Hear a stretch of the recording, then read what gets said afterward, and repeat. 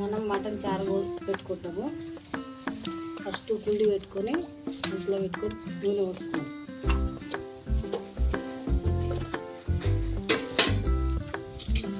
తర్వాత ఉల్లిగడ్డ వేసుకుంటాము.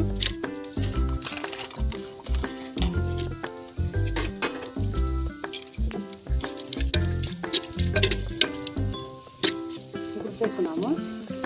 ఒక చెంచా సగం ఉప్పు వేసుకున్నాము. ఉప్పు వేసుకొని మంచిగా కలుపుకోవాలి.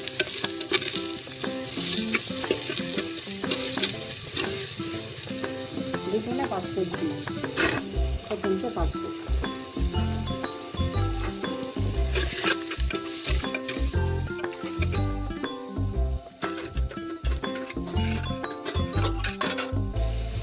వేసుకున్న తర్వాత మంచిగా మటన్ కడిగి వేసుకోవాలి.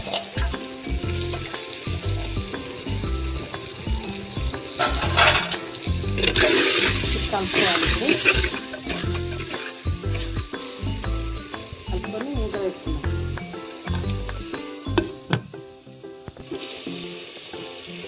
ఒక నిమిషము ఉడకాలి ఇది ఆవిరితోటి.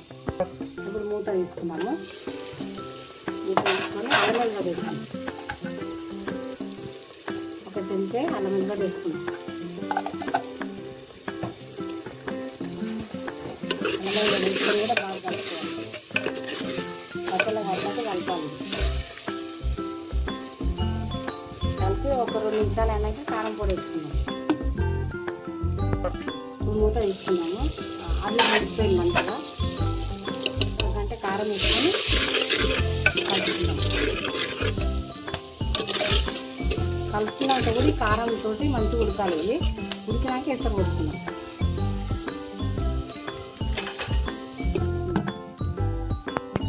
మూత తీసుకున్నాము. తీసి మంచిగా కలుపుకొని ఎసరు పోతాం. మంచిగా నూనెలు ఉడికింది.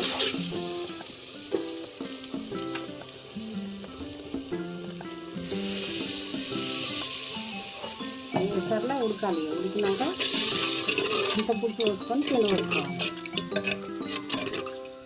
మంచిగా ఉడకాలి. ఇప్పుడు ఇక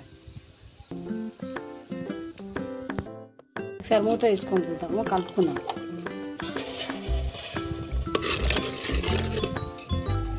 ఇంకా జర ఉడకాలి. మూత పెట్టుకున్నాం. ఇంకా జర ఉడకాలి. ఇప్పుడు మూత వేసుకొని కల్లమాకు వేసుకున్నాము. కల్లమాకు వేసుకున్నాం. దీంట్లోనే చింతపులుసు కూడా పోసుకున్నాం.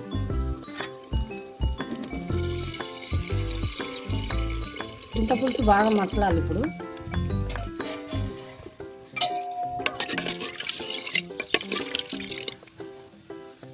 పెట్టుకొని కొద్దిసేపు మసలాలి. ఇక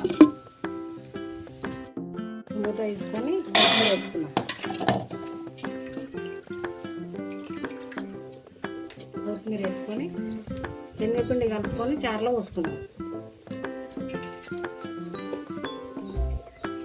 ఇప్పుడు శనగపిండి కలుపుకున్నాం కదా, దీంట్లోకి సరిపడంతా పోసుకున్నాం. బోటి చారు ఎట్లనో మటన్ కూడా చారు పెట్టుకోవచ్చు. ఇట్లా ఒక సెకండ్ ఉంచుకొని గరం మసాలా వేసుకున్నాం. ఇప్పుడు గరం మసాలా వేసుకున్నాం.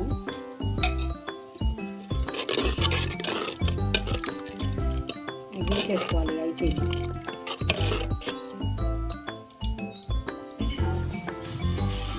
అంటే అయిపోయింది. నేను చెప్పిన విధంగా వేసుకోవాలి. చాలా బాగుంటుంది. మటన్ తోటి కూడా చారు చేసుకోవచ్చు.